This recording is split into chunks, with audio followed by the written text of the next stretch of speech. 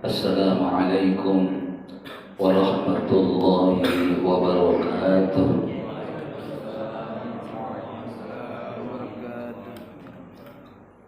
Hamdan wa syukran lillah, salatan wa salaman ala rasulillah wa ala alihi wa sahbihi wa mawala, amma ba'd.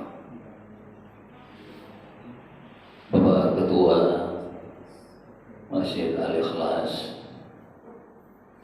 beserta bapak-bapak segenap pengurus dan bapak imam kita, begitu juga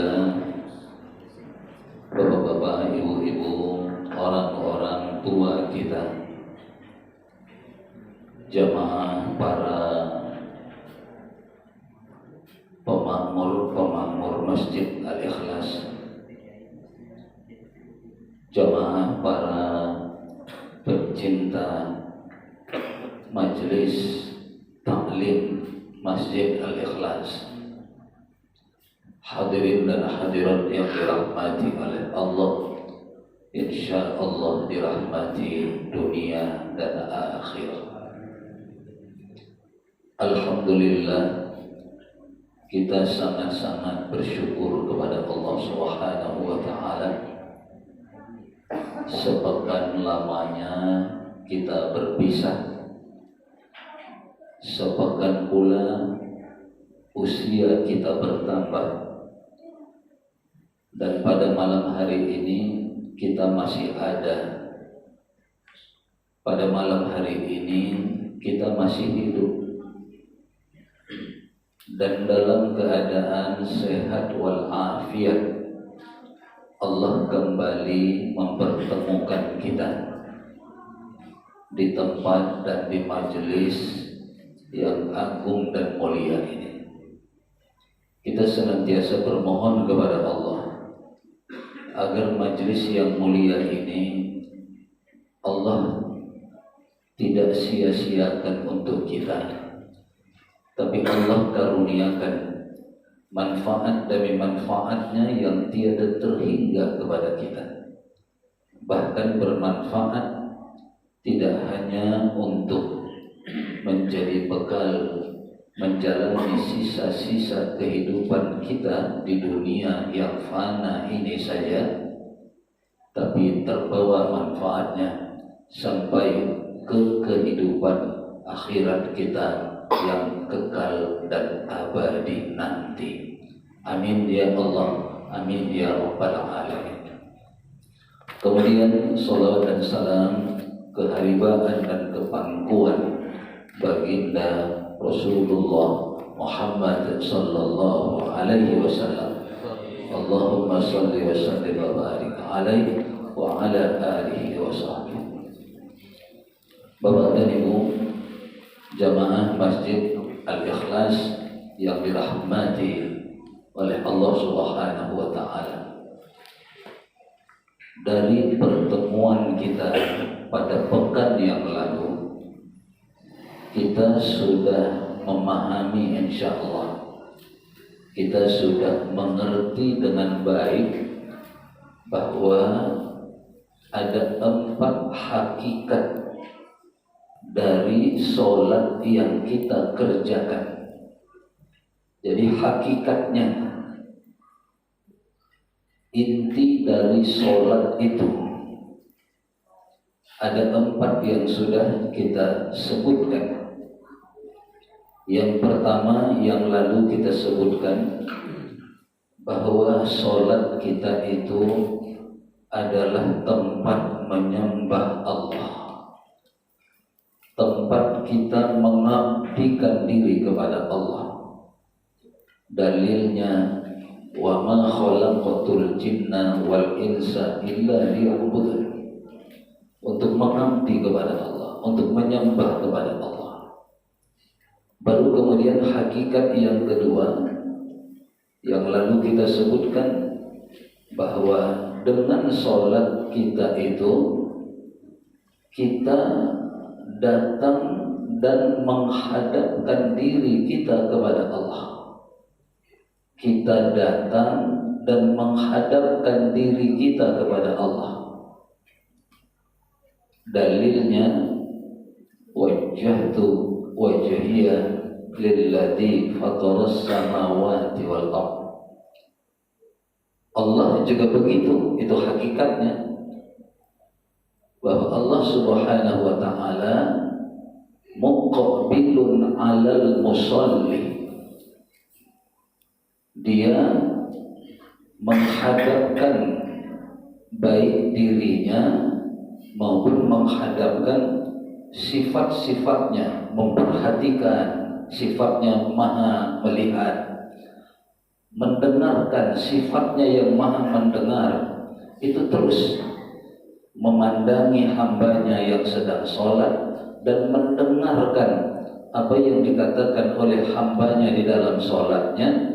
Bahkan Allah menjawab yang semestinya dijawab. Kalau tidak, yang lalu kita sebutkan malam yaltafid. Tapi yang Allah berkehendak, berkenan, ridha untuk menjawabnya, maka yang dikatakan si hamba di dalam sholatnya itu akan dijawab oleh Allah Subhanahu wa ta'ala.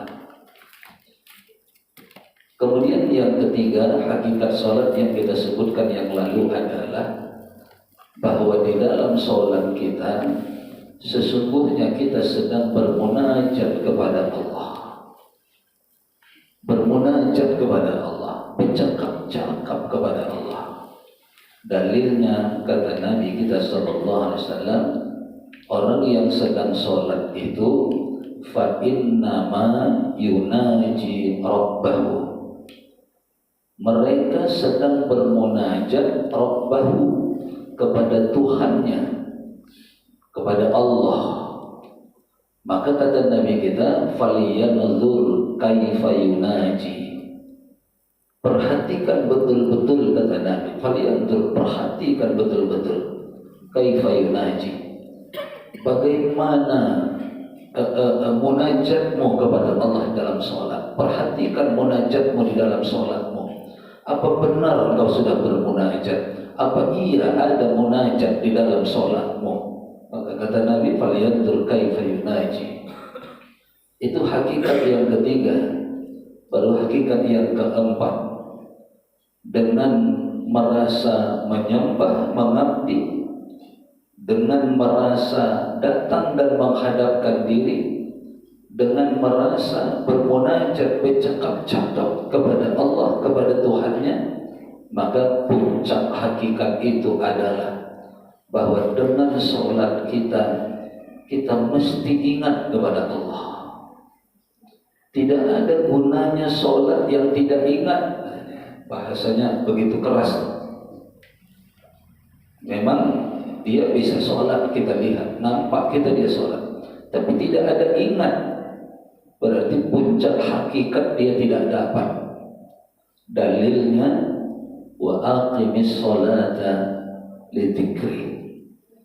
Allah cuma minta itu sama kita. Ingat aku di dalam sholatmu, kata Allah. Sholatlah, kata Allah, kerjakan sholat lidzikri, agar engkau ingat kepadaku.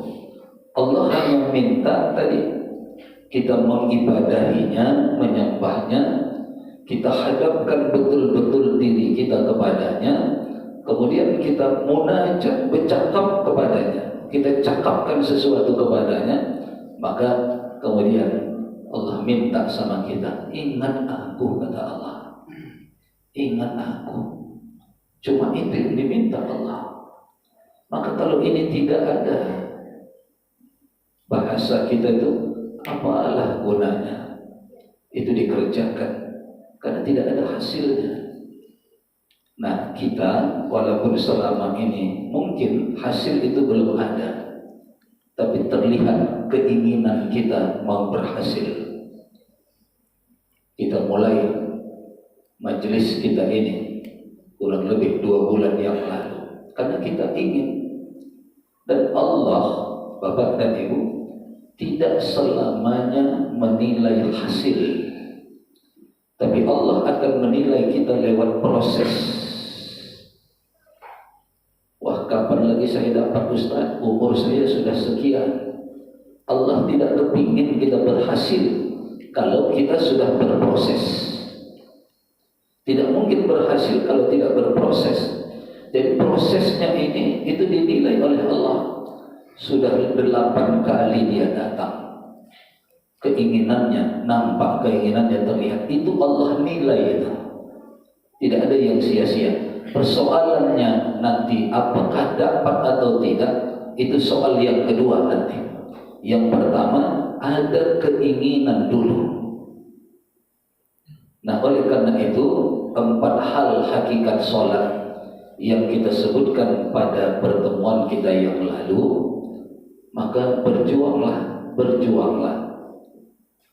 berikhtiarlah, berusahalah agar kita mendapatkan ini di dalam sholat kita, sambil terus bermohon kepada Allah.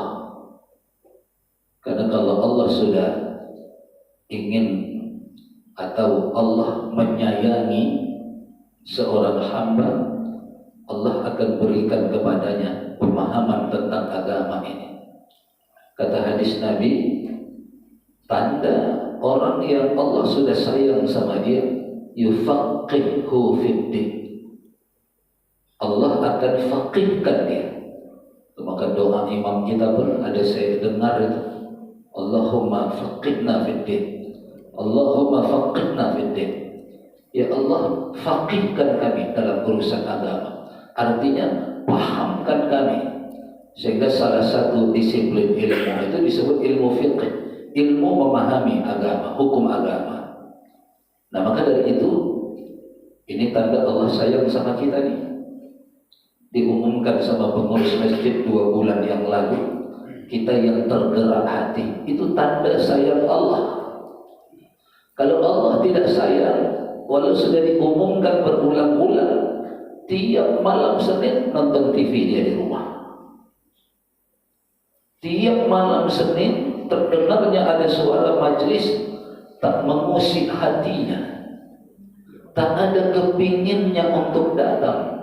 Itu pertanda Allah sedang tidak sayang sama dia. Nah, maka kita, itu pertanda Allah sedang sayang sama kita. Maka yang 4 ini tadi, yang menjadi hakikat sholat kita, harus kita upayakan dapat. Jangan tidak. Rasa mengabdi, rasa menyembah dengan sholat ada.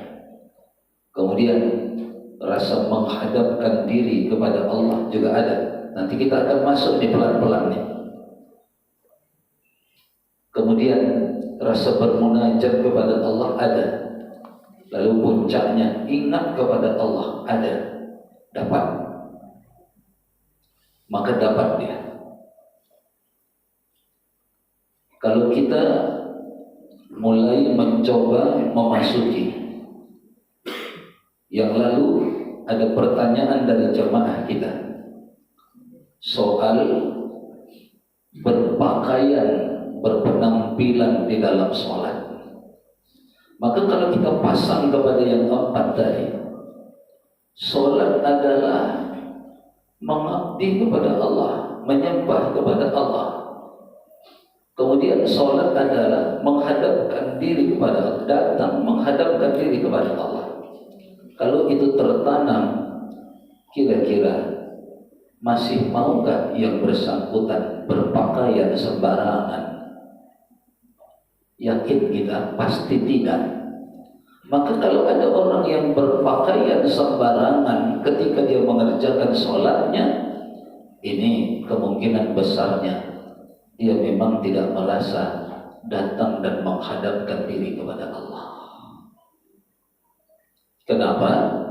Dalam perilaku keseharian kita saja, pakaian ke pasar pasti berbeda dengan pakaian kalau kita datang ke kantor wali kota. Pakaian ketika kita di rumah, memasak, bekerja, dan aktivitas lainnya pasti berbeda dengan pakaian yang kalau kita datang bertemu dengan gubernur. Berarti apa? Yang bersangkutan ini ketemu gubernur, tidak cocok ini pakaian ini. Berarti dia paham bahwa dia mau ngadep gubernur. Nah, begitu juga ini kalau dia paham sholatnya itu dia mau datang menghadap kepada Allah, pastilah mana pakaian yang paling dianggapnya menyenangkan Allah, mana pakaian yang menurutnya yang terbaik, yang paling pantas karena mau bertemu dengan Allah. Kalau itu ada, dia tutup auratnya dengan sebaik-baiknya. Kenapa? Tidak pantas rasanya buka-buka aurat di hadapan Allah. Maka dia akan gunakan pakaian yang menurut dia layak sekali ini untuk Allah, pantas sekali ini kugunakan untuk Allah. Itu terlihat nanti. Kemudian salah satu syarat sholat kita itu selain menutup aurat adalah bersuci, berwudu. Kalau yang keempat tadi ini ada, maka yang bersangkutan pasti berusaha ketika berwudu pun dia akan menghadap kiblat. Begitu mau berwudu dia lihat mana kiblatnya. Kenapa? Karena berwudu itu adalah juga salah satu sarana mengabdi kepada Allah. Wudu itu ibadah. Wudu itu ibadah. Orang-orang yang tidak ahli ibadah, maka tidak ada wudu bagi mereka, dan wudu mereka andai kata mereka katanya juga berwudu, maka tidak sah. Karena wudu itu ibadah, hanya ditugaskan, diperintahkan kepada para ahli ibadah. Maka dengan berwudu dia merasa beribadah kepada Allah. Wudunya belum batal, tapi dia ngerti diperbaharui wudu akan menambah lagi pahala. Dia lakukan perbaikan wudunya, pembaharuan wudunya padahal belum batal. Itu menandakan dia sudah yakin bahwa wudunya itu adalah sarana beribadah kepada Allah. Kemudian dengan hakikat yang keempat tadi, dalam berwudu pun dia sudah merasa bahwa dia sudah mulai menghadapkan diri kepada Allah. Itu Sayyidina Ali karramallahu wajhah, Sayyidina Ali bin Abi Thalib. Dalam satu riwayat hadis itu disebutkan athar, riwayat athar. Ada orang yang melihat dari sebelum berwudu dengan pada saat berwudu ada perubahan di wajah Sayyidina Ali. Ditanya oleh sahabat yang lain itu, wahai Sayyidina Ali, tadi kami lihat wajahmu seperti ini, tapi begitu engkau berwudu kami lihat kayak ada rasa takut, kayak ada rasa khawatir, kayak ada rasa malu. Apa yang terjadi sebenarnya? Kata Sayyidina Ali, ketika berwudu, aku sudah merasa menghadapkan diriku kepada Allah. Aku takut kalau wuduku nanti tidak diterima oleh Allah. Maka datang harapan-harapanku agar Allah menerima amalku lewat wuduku ini. Maka aku akan berusaha melakukannya dengan sebaik-baiknya. Nah, orang yang merasa itu wudunya pasti tidak sembarangan, Pak. Wudunya pasti tidak sembarangan. Di antara kesembarangan itu adalah bermubazir dalam menggunakan air. Bermubazir, contoh mubazir nih sederhana. Padahal innal mubadzirina kanu ikhwanash syayatin. Mubazir itu setan. Yang mubazir pakai air itu setan. Apalagi kalau airnya dibayar. Air masjid misalnya dibayar. Sedangkan air tidak dibayar saja, jangan mubazir. Makanya tuntunannya bagi kita, berwudu dari rumah itu lebih baik daripada berwudu di masjid kalau air itu berbayar. Kita wudu di keran, cuci tangan, keran masih hidup terus, ya. Keran masih hidup, cuci tangan. Begitu kita ambil untuk kumur-kumur, air jalan enggak? Air jalan enggak? Yang jalan ini terpakai atau tidak? Mubazir, setan. Awas. Dia ambil lagi yang kedua, tertampung, dan dia kumur-kumur lagi. Air hidup, hidup. Sedang berkumur-kumur saja, 3 kali dia berbuat mubazir. Lebih banyak yang terbuang timbang yang dia tampung di tangannya untuk hidungnya, untuk mulutnya 3, untuk hidungnya 3. Begitu dia ambil lagi, dia basuhkan ke wajahnya sambil berniat. Air hidup, hidup. Yang diambilnya untuk wajahnya cuma segenggam, tapi yang jatuh terbuang berapa banyak. Begitu sampai selesai dia berwudu, maka air yang tidak terpakai dan terbuang itu 3 kali lipat paling tidak dari yang dia pakai. Awas, paling tidak ditampung. Yang tidak terpakai tadi ditampung. Bisa untuk nanti cuci piring, bisa jadi tidak mubazir. Atau kalau mau lakukan dengan tenang, matikan, baru tangan, hidupkan lagi, tampung, matikan, kumur-kumur. Mau berapa lama pun kumur-kumurnya tak masalah. Hidupkan lagi, tampung, matikan. Inilah nanti untuk ke wajah 3 kali lagi. Waktu tangan boleh langsung tetap hidup dia, silakan. 2 tangan. Begitu ambil lagi untuk kepala, matikan, mati. Kita sapu kepala kita 3 kali seperti itu. Begitu kaki boleh langsung lah, karena tidak ada yang terbuang, karena semuanya digunakan untuk membasuh kaki. Coba itu Bapak dan Ibu. Iya pula kata orang. Selama ini nggak ada yang ngasih tahu kita itu Ustaz. Maka masjid rata-rata sebulan bayar airnya mahal.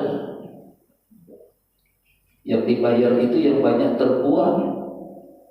Kenapa banyak terbuang? Yang berwudunya nggak ngerti. Mulai sekarang jangan lagi begitu. Robah. Boleh tadi cara 2 tadi, hidup mati, atau dengan cara tetap hidup tapi ditampung supaya tetap bisa digunakan. Ada yang pernah wudu gitu? Ada? Ada? Belum? Nah, mulai nantilah Ustaz. Mulai nanti, mulai besok, lakukan yang terbaik. Jangan beribadah bercampur perbuatan setan, mubadzir tadi. Wala tubadzir tabdzira, kata Allah. Jangan berbuat mubadzir. Innal mubadzirina kanu ikhwana syayatin. Nah, itu diantaranya orang yang paham wudunya itu adalah ibadah, maka dia akan lakukan yang terbaik. Dia akan menghadap kiblat. Kenapa dia menghadap kiblat? Walaupun tadi wudu, tapi wudu itu ibadah. Dia lakukan dalam keadaan menghadapkan dirinya kepada Allah. Yakin tak ini? Kalau ada orang yang sembarangan ngadapnya ketika berwudu, pasti di hatinya tidak sedang menghadapkan diri kepada Allah. Kalau dia sedang menghadapkan diri kepada Allah, maka dia akan cari arah kiblat ketika berwudu itu. Muncul pemahaman dia menghadap kepada Allah, Allah pun memandangnya ketika berwudu, Allah pun menatapnya ketika dia berwudu. Itu tuntunan Nabi kita. Sunnah dilakukan dengan menghadap ke kiblat. Bapak dan Ibu jangan anggap remeh itu menghadap kiblat itu. Membuat kita senantiasa ingat kepada Allah. Membuat kita senantiasa merasa diperhatikan oleh Allah. Allah tahu semua yang kita lakukan. Karena perasaan menghadapkan kiblat diri kita ke kiblat tadi. Kemudian apalagi tentang doa tentang wudu yang bisa tadi dimasukkan 4 hakikat dalam sholat tadi, termasuk di dalam berwudu. Munajat. Dalam wudu ada munajat, Ustaz. Yang enggak munajat dalam berwudu rugi besar dan tidak mengikut tuntunan Nabi kita sallallahu alaihi wasallam. Bercakap, munajat bercakap, terus bercakap kepada Allah. Begitu dia cuci tangannya, ada doa dalam hatinya. Artinya bercakap kepada Allah. Dia minta agar tangannya ini dosa-dosanya diampuni oleh Allah. Begitu dia kumur-kumur, mulutnya, hatinya bercakap. Dia minta agar dosa-dosa dari mulutnya ini diampuni oleh Allah. Itu kan munajat. Ada selama ini? Tidak juga, Ustaz. Pokoknya basuh saja. Tak ada munajat, tidak, rugi besar. Berkumur-kumur 3 kali minta kepada Allah. Apa yang mau kita minta? Nabi kita mengajarkan seperti itu. Nabi berdoa selama dia berwudu itu. Jadi berwudu ada rasa mengabdi, menyembah, ada rasa tadi menghadap kepada Allah, kemudian ada rasa munajat. Artinya nanti puncaknya berwudu pun dia ingat kepada Allah. Baru berwudunya nih, belum lagi sholatnya. Terbawa nanti itu ke dalam sholat, karena dari berwudu saja sudah ingat sama Allah. Berwudu saja sudah mengabdi kepada Allah. Yang mubazir dia tinggalkan, karena ini ibadah pengabdian. Berwudu saja dia sudah merasa menghadapkan dirinya kepada Allah, merasa ditatap, dipandangi oleh Allah, dihadapkan dirinya ke kiblat. Ketika wudu saja dia sudah bermunajat kepada Allah. Setiap basuhan dia terus berdoa kepada Allah. Berkenaan dengan basuhannya itu, ketika menghirup air ke hidung, apa yang dia minta kepada Allah. Ketika dia membasuh nanti wajahnya, apa yang dia minta kepada Allah. Ada yang dimintanya, doa. Maka mintalah itu Bapak dan Ibu. Ya Allah, ampunilah dosa-dosa mulut hamba ini. Dia pasti ingat semalam ada memaki seseorang, tadi ada memfitnah orang, kemarin ada menghibah orang. Itu yang minta diampuni. Maka kata Nabi kita, begitu dia kumur-kumur, dia semburkan dosa mulutnya, terbuang bersama air yang dia buang. Waduh, sedang. Kumur-kumur, tengok mana dosaku tadi. Ada pak, cuma tak nak gunakan itu wudu kita itu. Dengan berwudu bisa mendapatkan keampunan dari Allah. Apa yang dari mulut kita ini, banyaklah ini dosa-dosanya ini. Tempat minta ampunnya waktu kumur-kumur di dalam berwudu, minta dengan benar itu. Kita hirup air ke hidung. Ini kaifiat nih, ini namanya kaifiat. Menghirup air ke hidung itu, menghirupnya dengan tangan kanan, membuangnya dengan tangan kiri. Itu kaifiat. Banyak orang kita lihat menghirupnya tangan kanan, yang buangnya juga berarti tidak tahu kaifiat. Maka yang kita jadikan tuntunan kita, hirup air ke hidung setiap kali berwudu, lalu buang, semburkan dengan tangan kiri kita. Ada hadis Nabi menerangkan, ini di ujung rongga hidung kita ini ada tempat iblis bersemayam. Duduk dia di sini, dekat di kemari. Makanya begitu dia sholat, ngerayaunya udah boleh. Iblisnya ada di sini dah. Iblisnya ada di sini. Ada tempatnya di situ tuh. Ada tempat duduknya. Makanya ada yang bilang pedas, Ustaz. Justru pedas itu kita hirup itu menandakan iblis itu kena, Pak. Makanya sering-seringlah swab PCR. Yang ditusuk-tusuk tuh iblis tuh. Tempat dia itu. Dicarinya di situ. Nah, jadi ketika dia dihirup pedas lalu disemburkan, hadis Nabi mengatakan iblis itu akan terpental dari situ. Apa arti terpental? Terbuanglah pokoknya, terjungkallah dia, keluar. Selamat nanti. Kalau dia sudah tadabbur dengan baik sholatnya akan selamat. Iblis tidak akan berkutik lagi, tidak akan berdaya lagi. Oh, itu rupanya manfaatnya. Iya. Kadang kita menghirup air ke hidung pun malas. Betul? Saya tahu ini hidung-hidungnya yang gak pernah menghirup air wudhunya. Saya tunjuk hidungnya. Tahu saya, Pak. Mana dia? Yang banyak tai hidungnya adalah ini. Tak pernah. Nah, tapi kalau ada itu biasanya itu lancar bersih. Kalaupun ada sedikit-sedikit yang tertinggal saja tinggal dibersihkan. Kalau tidak, itu gunanya salah satunya berdoa pada waktu itu. Di antara doa kita, ya Allah, jauhkan diri hamba dari adanya setan dan iblis di badan atau di tubuh hamba. Kita minta itu, Bapak dan Ibu jemaah yang dirahmati oleh Allah. Dan ketika nanti membasuh wajah juga ada doanya. Ada doanya.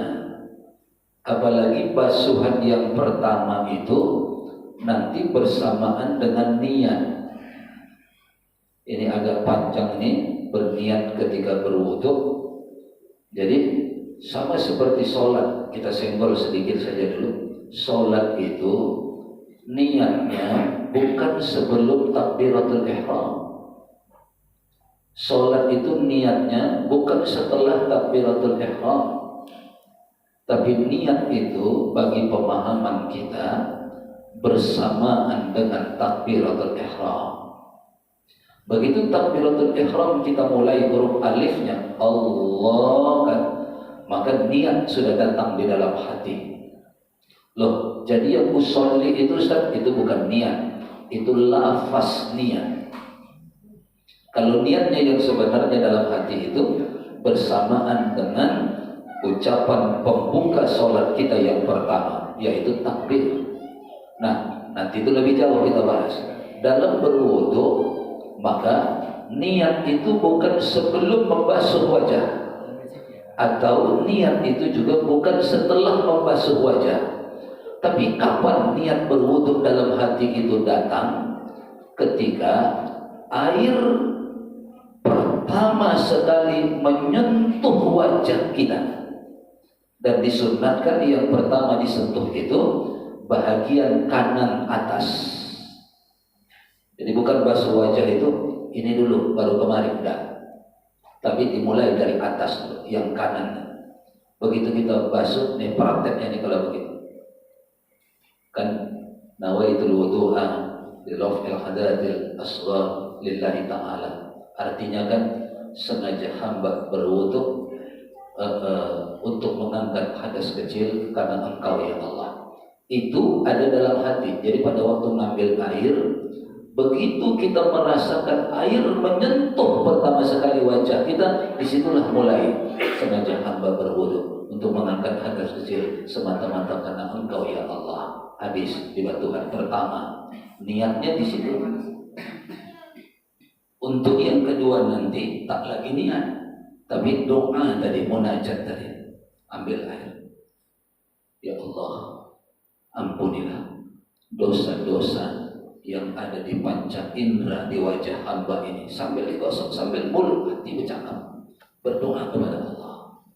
Dosa mata akan gugur, dosa hidung, dosa mulut, dosa wajah. Kata hadis Nabi, kemana gugurnya dosa itu? Bersama tetesan air yang jatuh dari ujung dagu kita maupun ujung janggut kita. Tes, dosa itu jatuh di situ.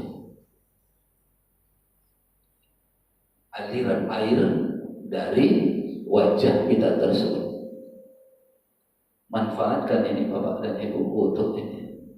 Nah, kaifiatnya tadi, kalau menghirup air tangan kanan, menyemburkannya dengan tangan kiri. Ketika membasuh wajah, kaifiatnya gunakan dua tangan.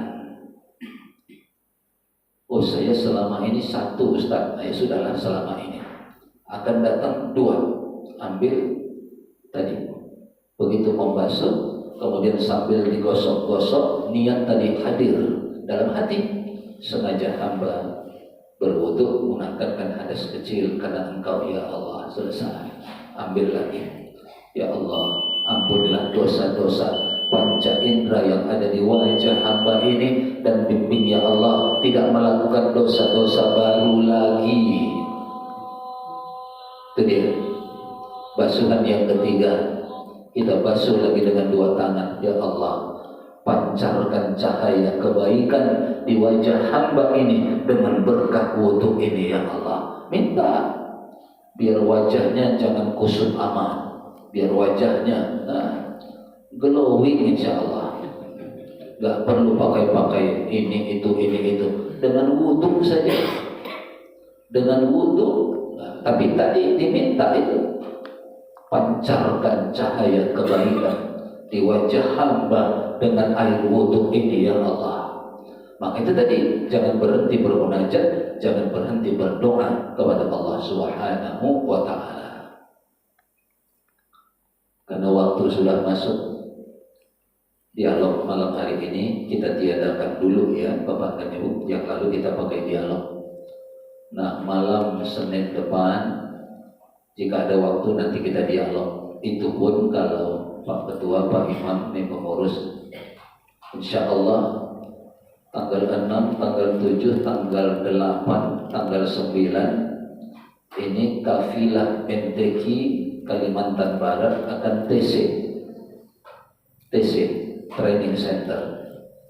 Tanggal 10-nya itu hari Senin berangkat ke Banjarmasin, Kalimantan Selatan sebagai tuan rumah MTQ nasional. Nah, kalau nanti selama TC ini saya masih bisa datang malam Senin ke tempat kita, karena Senin paginya harus berangkat, saya akan tetap datang insya Allah pada malam Senin akan datang. Tapi kalau kira-kira pertimbangannya nanti tidak terbagi waktu antara TC terakhir dengan persiapan keberangkatan, maka kita nanti istirahat dulu, libur dulu 2 kali pertemuan.